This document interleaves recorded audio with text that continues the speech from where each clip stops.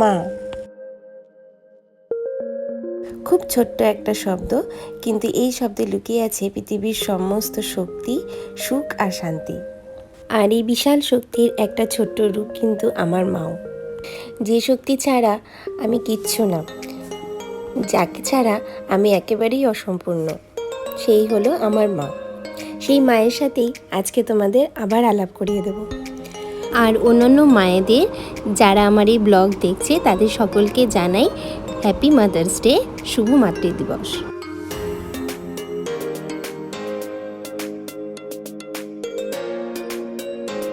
আমার ব্লগে তোমরা খালি যাওয়া আসা এই দেখতে পাবে কদিন ধরে, কারণ একবার আমি শিলিগুড়ি যাচ্ছি, একবার গুয়াহাটি আসছি, আবার একবার গুয়াহাটি যাচ্ছি, একবার শিলিগুড়ি আসছি।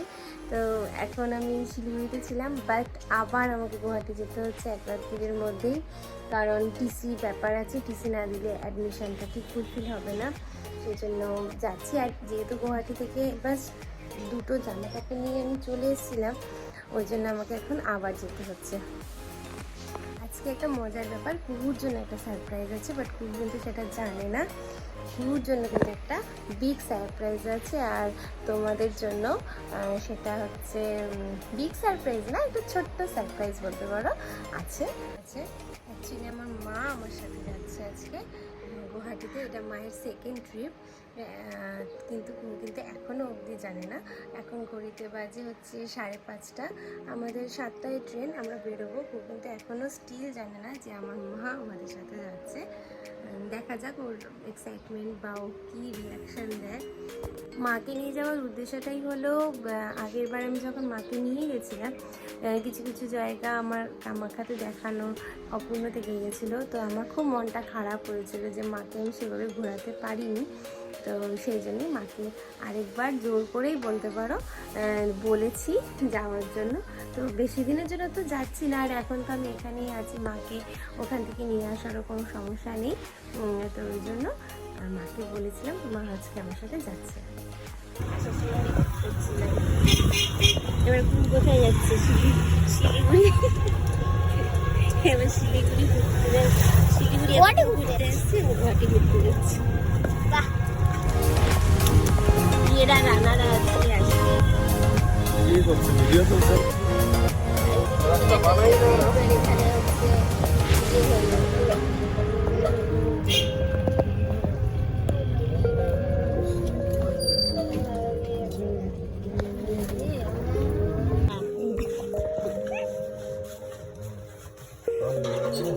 এখনো জানেই না, কিন্তু এখনো জানেই না।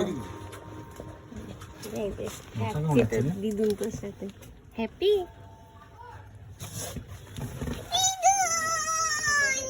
আবার কি ওইরকম বাজবে? না না এরকম করে আবার বাজবে নাকি? হ্যাঁ হ্যাঁ আর ওইরকম বাজবে নাকি? না না এত ভালো লাগে। ওইটা আগের বারে এটা ছিল। এটা আমি এনে দিছিলাম। বাবারে আমার এই বেশি তো বের করলাম না। Tata tata tata. আমার সাথে হ্যান্ডশেক করার জন্য দরকার। হ্যাঁ আসি। কতদিন পরে তোমাকে দেখলে অন্ধকার কিছু দেখা যাচ্ছে না। তো ছোটি ভাই খবর কেমন? কি খুশি, হ্যাপি, অনেক খুশি। অ্যাট লিস্ট একটা শিলিগুড়ি নিয়ে যাচ্ছে আমাদের। এবারে হচ্ছে গল্প হচ্ছে দিদুন আমি তুই হচ্ছে ঘুরতে যাচ্ছি, আর বাসস্থান হচ্ছে পাপার এখনোতে। ভালো কাকু এখন বাবা আবার যাচ্ছি মা, আবার যাচ্ছি আমরা গুয়াহাটিতে।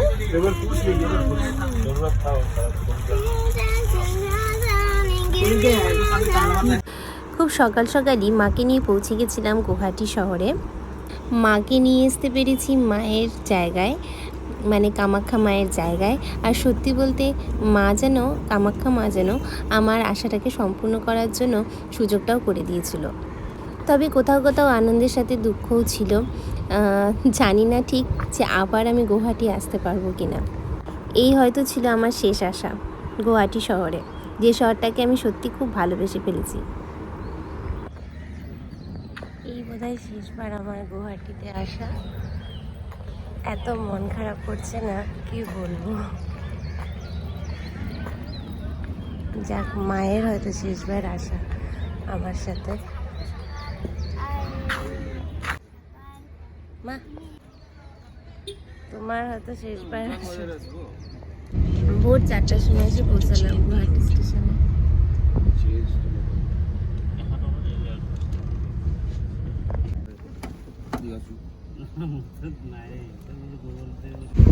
এরকম একটা ফিলিংস হচ্ছে যে সবকিছু ছেড়ে এগুলো ছেড়ে চলে গেছি।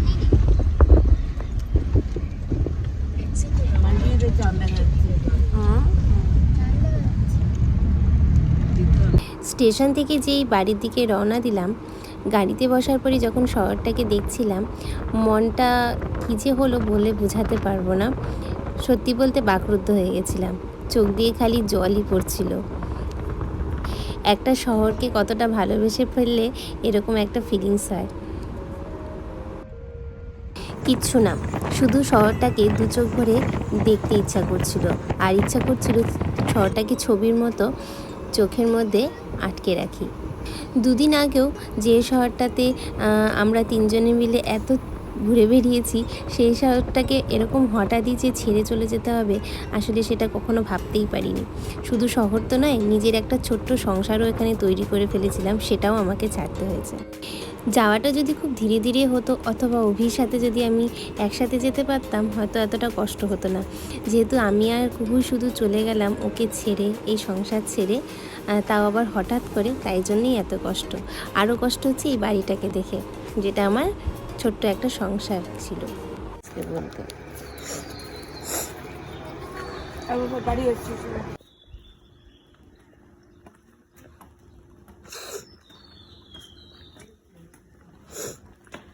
মশার কামড় থেকে বাঁচার জন্য সবাই মর্নিং ওয়াক করছে এখন 4টার সময়।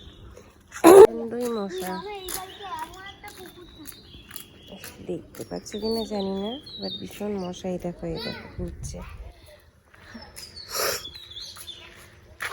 গলাটা না একদম বসে গেছে, সারা রাস্তা কাঁদতে কাঁদতেই আসলাম। এত প্রিয় শহরটা, অনেক স্মৃতি নিয়ে যাব। বেলায় হাঁটাহাঁটি চলছে আমাদের।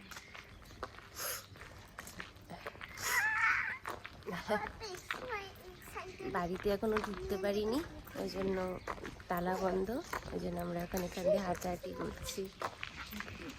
হ্যাঁ, গুয়াহাটির রাস্তায় মর্নিং ওয়াক মনে থাকবে।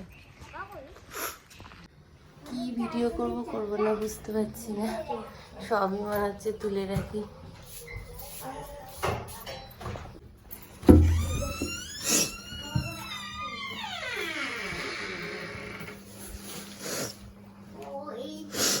সবই মনে হচ্ছে এখন তুলে রাখি।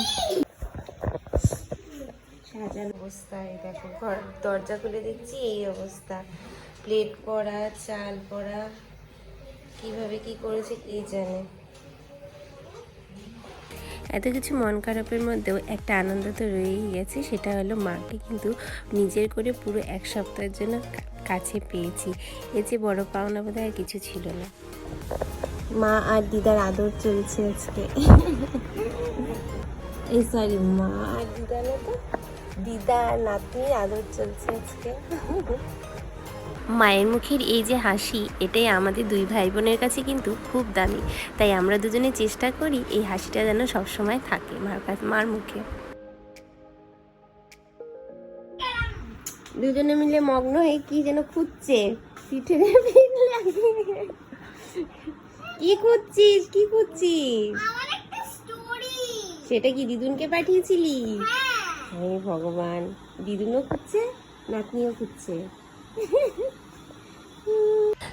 ভোরবেলায় এসে পৌঁছেছিলাম জন্য শরীর সত্যি খুব ক্লান্ত ছিল, তাই সারাটা দিন রেস্ট নিয়ে আমরা সন্ধ্যাবেলায় বেরিয়ে পড়েছিলাম গুয়াহাটির সিটি সেন্টার ঘুরতে।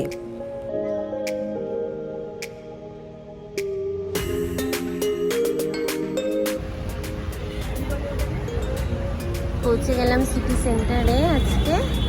আজকে আমাদের ইভিনিং প্রোগ্রাম হচ্ছে সিটি সেন্টার গুয়াহাটি। চলো, হ্যাঁ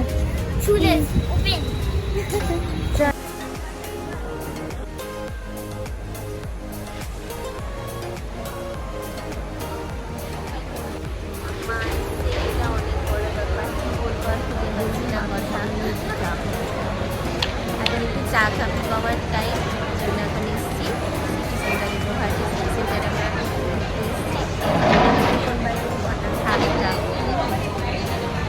9টা বাজে প্রায়। আমরা এখন সন্ধ্যাবেলার চা এখন খাবো। জানি মাদার্স ডেতে অনেকেই অনেক কিছু মাদেরকে গিফট করেছো তোমরা, কিন্তু আমার তরফ থেকে গিফটটা কিন্তু মাকে ছিল একটু অন্যরকম। সেটা ছিল মাকে টাইম দেওয়া। মারা হয়তো মুখে কিছু বলে না, কোনো গিফট দিলে খুশি খুশি মনে নিয়ে নেয়, কিন্তু সত্যি কথা বলতে মায়ের গিফট কিন্তু সময়।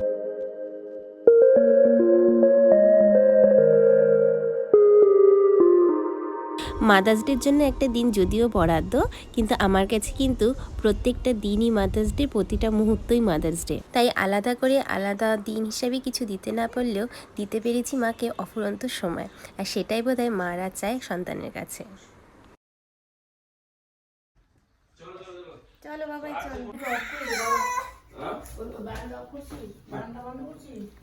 আমরা সবাই মিলে যাচ্ছি কামাখ্যা মন্দিরে পুজো দিতে।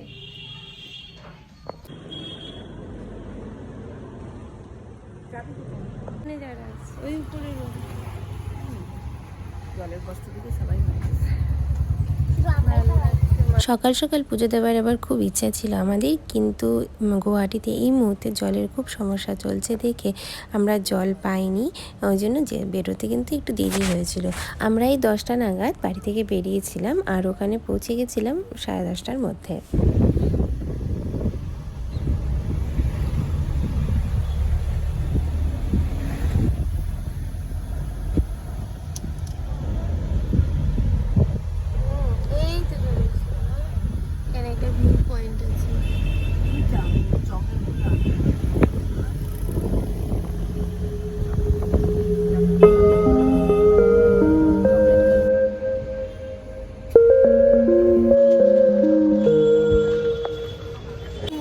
এখান দিয়ে কুপন সংগ্রহ করতে হয়। বাদিক ভিড় আছে,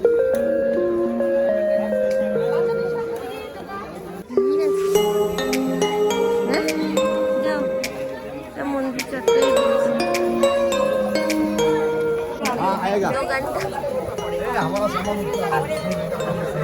ডালা নিয়ে নিয়েছি। পৌঁছে গেছি কামাখ্যা মায়ের দর্শনে, কামাখ্যা মন্দিরে।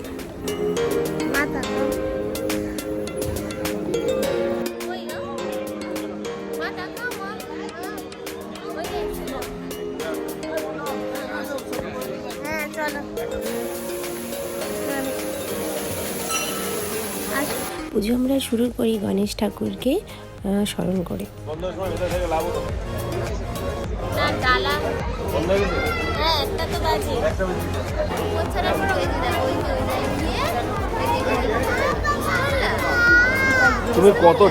সবই ভালো চলছিল, কিন্তু সমস্যা হলো একটাই, যে আমাদের ওখানে পৌঁছাতে একটু তো দেরি হয়ে গেছিলো জন্য ওখানে টোকেনগুলো শেষ হয়ে গেছিলো।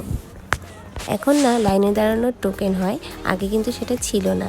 তো পরে আমরা আমাদের এক চেনা পান্ডাকে জানিয়েছিলাম যে আমরা আসছি, আর মাকে আমি দেখাবই, এটা আমার খুবই ইচ্ছা ছিল, তাই জন্য ওরাই আমাকে পরে ব্যবস্থা করে দিয়েছে। কিন্তু 3টার আগে আমরা যেতে পারবো না, তাই আমরা এখানেই বসে অপেক্ষা করছিলাম সময়ের জন্য, যে মা কামাখ্যার কখন দর্শন আমরা পাবো।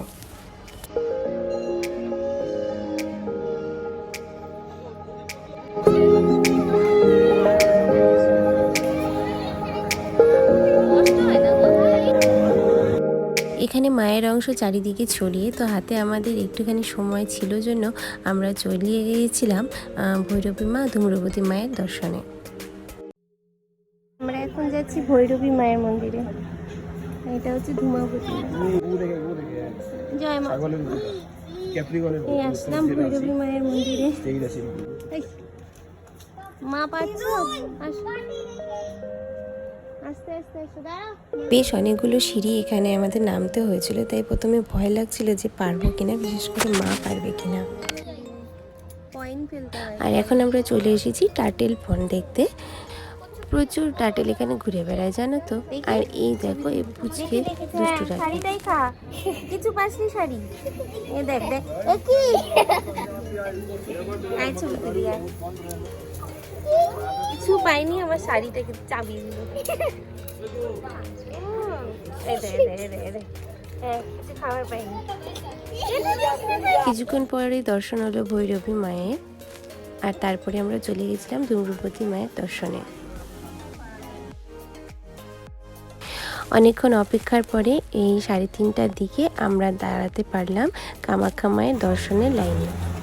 ছোটো থেকেই শুনেছি মায়ের ইচ্ছা না থাকলে কিন্তু কামাখ্যায় পুজো দেওয়া যায় না, তো অবশেষে দিতে পেরেছি। মনটা ভরে গেছিলো যে মাকে আমি পুজোটা আলটিমেট দিতে পেরেছিলাম, আর মাও খুব খুশি। এটাই কিন্তু বলতে পারো মাদার্স ডে আমার আগাম প্রেজেন্ট মাকে। এখন আমরা 3 পাক করছি। হ্যাঁ, এখন আমরা দিদিকে নিয়ে 3 পাক করছি। চলো তোমাদের সাথে 3 পাক করার পরে দেখা হবে। এই তো হলো মা, মায়ের কাছে এসেছি। মা সন্তানদের আশা অবশ্যই পূরণ করেছে। অদ্ভুত একটা শক্তি আছে এই জায়গায়, সত্যি মা কিন্তু আমাকে এবার আর ফেরাননি।